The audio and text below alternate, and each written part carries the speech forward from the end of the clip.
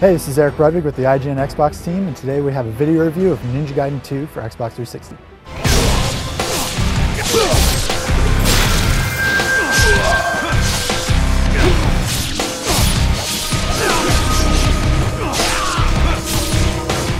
Ninja Gaiden 2 is finally here.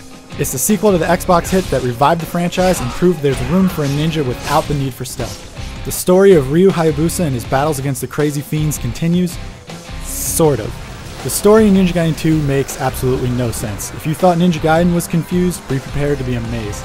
This is really more of an excuse to travel to some cool places around the world than it is a storyline. The cutscenes are just there to fill in the gaps between the action, because this game is all about action.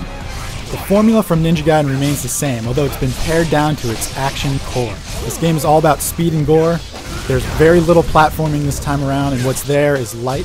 The level design in Ninja Gaiden 2 is straightforward, designed to keep you moving from one bloody contest to the next. It begins with the Dragon Sword, a simple blade that only has a few moves at the beginning of the game. But by the end, you'll find that you've unlocked all manner of combos and attacks that you can deal out with 8 different melee weapons, a ton of projectiles, and some truly awesome Ninpo magic moves. There's a depth to this combat that you don't usually find in action games. It requires an investment. Ninja Gaiden 2 is a tough as nails game. Even on the easiest difficulty level, amateurs should be warned this is a game that's going to beat you into the ground and laugh at you. But it's a kind of challenging that's rewarding. Even as you're being beaten into the ground, you realize it's only because you're not good enough yet. Once you do learn the nuances of the game, you'll find that you can dish out death with style and a lot of gore.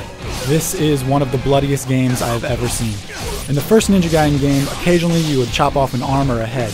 In this game, every single interaction ends in fountains of blood and piles of body parts. And just because you've taken off an arm or a leg on one of those enemies does not mean the battle's over. They'll keep crawling and flopping their way towards you, hoping to take you with them on the way out. You can keep fighting them, or you can dish out one of the new obliteration techniques.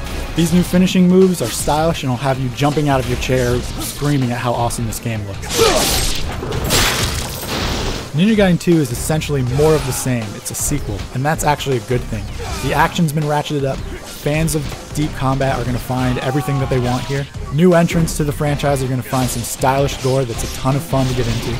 And most of all, you're going to find a rewarding challenge. It's the kind of old school game design that seems like it's been lost in this world of lowest common denominator gaming. So if you're looking for a great action game on Xbox 360, this is one of the best. So there you have it. It's not quite the outstanding revolutionary experience that the first Ninja Gaiden was, but it's a worthy sequel and still a great action game in its own right. For the complete written review, check out IGN.com.